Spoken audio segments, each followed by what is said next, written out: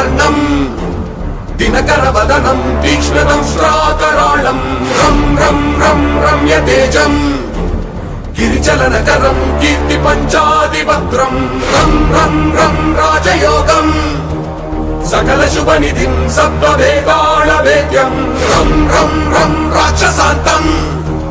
సకల దిశయశం రామదూతం నమామి ఖం ఖం ఖం ఖడ్గహస్తం